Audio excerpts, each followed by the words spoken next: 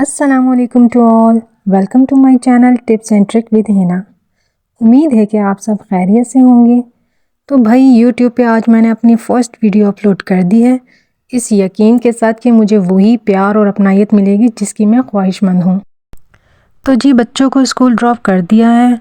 इस वक्त तकरीबन 9-10 बजे का टाइम है सुबह के, और मेरे शहर में खूब ठंडी ठंडी सर्द हवाएं चल रही हैं। तो मेरा दिल चाहा कि मैं इन लहलाते खूबसूरत दरख्तों और पौधों के क्लिप्स क्यों ना आप सबके साथ भी शेयर करूं। आज मैं आपको पॉलीथीन के इस्तेमाल से ऐसी यूनिक और इजी टिप्स एंड ट्रिक देने वाली हूं जो शायद ही आपने कभी देखी या सुनी होंगी। So let's begin.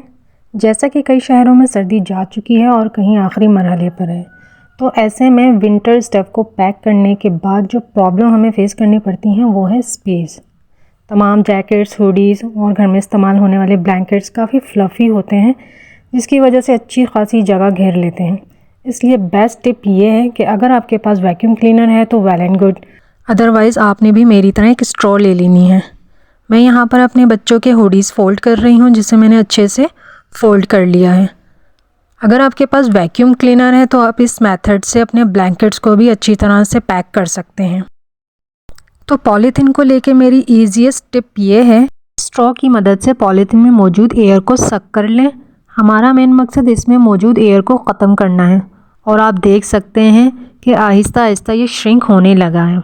इससे ये होगा कि कम से कम स्पेस में तमाम सर्दियों के कपड़े ईजीली रख सकें।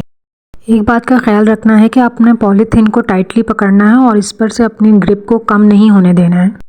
और बस इसी मेथड से मैं तमाम कपड़ों को पैक कर लूँगी और बॉक्स में रख के जैसे चाहे जहाँ तो रख दूँगी अगली सर्दियों तक के लिए।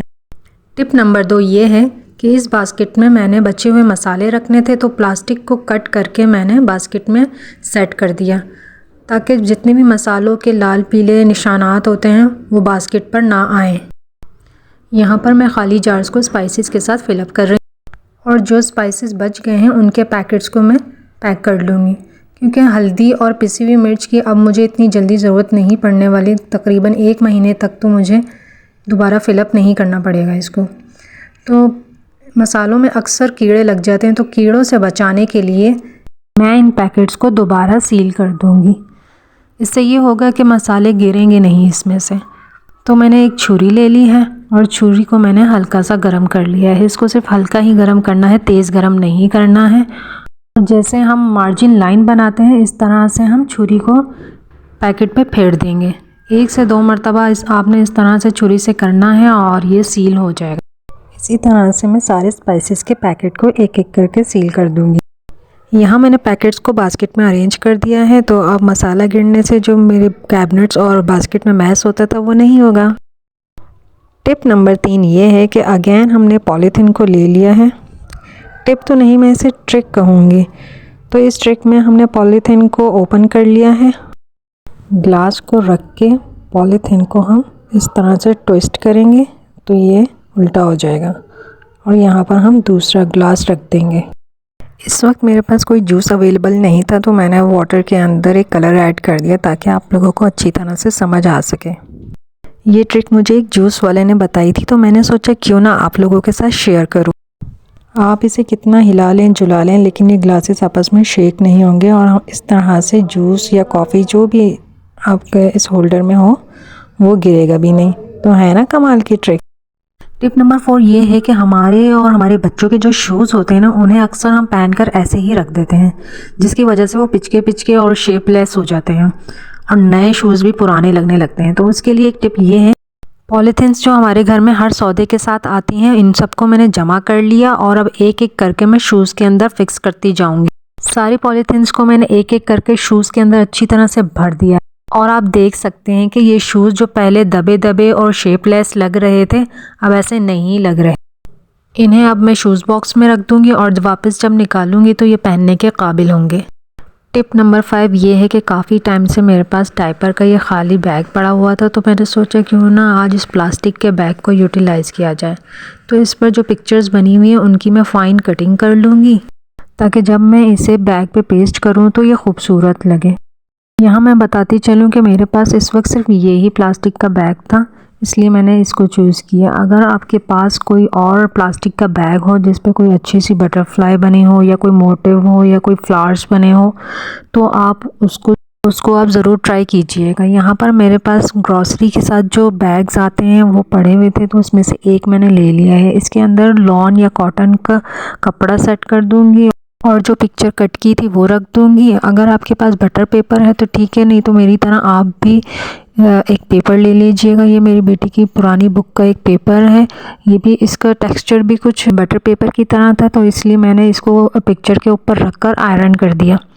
अपने इस बात का ख्याल रखना है कि आयरन ज़्यादा तेज़ ना हो, क्योंकि अगर आयरन तेज़ हुई तो फिर बैग साइड से या नीचे से जल जाने का ख़तरा है। इसी तरह से आयरन गर्म हो गई थी और मेरा बैग भी थोड़ा सा जल गया। तो ये पिक्चर पेस्ट होने के बाद इसका लुक कुछ इस तरह से आया है। अब मैंने दूसरा एक और बैग ले लिया है और इस पर मैंने कुछ वर्ड्स लिखे हुए थे वो पेस्ट कर दिए ताकि आप लोगों को समझ आ सके। मेरे पास सिर्फ यही एक बैग था डायपर का, तो मैंने इसी को यूटिलाइज़ किया है। आपके पास कोई कार्टून करैक्टर है तो आप वो भी ले सकते हैं, नहीं तो ये जैसे ये वर्ड लिखा हुआ है इसके अल्फ़ाबेट्स को अलग अलग कट करके बच्चे का नेम भी बना सकते हैं। इस तरह की चीज़ें बच्चों को बहुत पसंद आती। जैसे पीछे मेरा बैग थोड़ा सा जल गया था तो अब मैंने ये किया कि साइड में इस तरह से मैंने कपड़ा लगा दिया ताकि आयरन का टच होने का ख़तरा ना हो, और फिर वही हमने पेपर को लगाया और इसके ऊपर आयरन कर दिया। ये भी अच्छी तरह से पेस्ट हो जाए। अगर ये पेस्ट ना हो तो फिर इसके लिए एक टिप ये है कि इस पर जो प्लास्टिक हमने कट की है इसके नीचे हल्की सी वैसलीन लगा देंगे, जैसे कि मैं लगा रही हूँ। हल्की सी वैसलीन मैंने लगाई और फिर उसके ऊपर पेपर रख के दोबारा आयरन किया मैंने, तो ये पेस्ट हो गया अच्छी तरह से। पेपरों को उतारते वक्त इस पर थोड़ा सा पेपर चिपक गया है तो आपने उसकी टेंशन बिल्कुल भी नहीं लेनी है। इस पर मैंने थोड़ा सा नमक डाला और पानी डाल के मैंने कपड़े से हल्का हल्का रब किया तो ये ऊपर से बिल्कुल क्लीन हो गया था। और ये देखें, ये ज़बरदस्त सा बैग हमारा तैयार हो चुका है। इसकी दूसरी साइड पर मैंने कुछ करैक्टर्स पेस्ट कर दिए थे और ये कुछ इस तरह से लग रहा था। इसमें आप बच्चों की स्टोरीज़ बुक रखें या उनको गिफ्ट्स दें, बच्चे बहुत ज़्यादा खुश हो जाएंगे। तो कैसा लगा आपको मेरा ये आइडिया, मुझे ज़रूर बताइएगा। टिप नंबर 6 ये है कि पॉलीथीन जो हमारे घर में हर सब्ज़ी और हर फ्रूट के साथ आ रही होती हैं और हम इन्हें यूं ही कचरे में डाल देते हैं, तो कचरे में फेंकने के बजाय अगर आप इनको संभाल के रख लें, वक्त आने पर हम इन्हें इजीली इस्तेमाल कर सकते हैं। यहाँ पर मेरे पास एक खाली टिश्यू बॉक्स रखा हुआ था, तो सारी पॉलीथीन्स को मैंने बॉक्स के अंदर रख लिया और बॉक्स के पीछे से टेपिंग करके मैं इसको वॉल पे लगा दूँगी या फिर इसको कैबिनेट में रख देंगे। तो जब भी मुझे पॉलीथीन की ज़रूरत पड़ती है तो मुझे इसे ढूंढना नहीं पड़ता, यहाँ से मैं इजीली निकाल लेती हूँ। टिप नंबर 7 ये है कि बच्चों के टाइट्स जो कि उन्हें पहनने में बड़ी प्रॉब्लम फेस करनी पड़ती है और जब भी उनको टाइट्स पहनने का कहो तो बहुत ज़्यादा इरिटेट हो रहे होते हैं। आप पॉलीथीन को पाँव में पहन कर फिर टाइट्स को चढ़ाएँ तो ये विद इन अ सेकेंड बिना किसी परेशानी के टाइट्स को पहन पाएंगे। ये टिप आप चूड़ीदार पजामे के साथ भी कर सकते हैं। टिप नंबर 8 ये है कि अक्सर घर में मक्खियाँ हो जाती हैं, चाहे आप घर को कितना ही क्लीन क्यों ना कर लें, लेकिन मक्खियाँ जाने का नाम ही नहीं ले रही होती। मक्खियों को भगाने के लिए आप एक पॉलीथीन ले लेंगे और इसमें एक गिलास पानी डाल देंगे।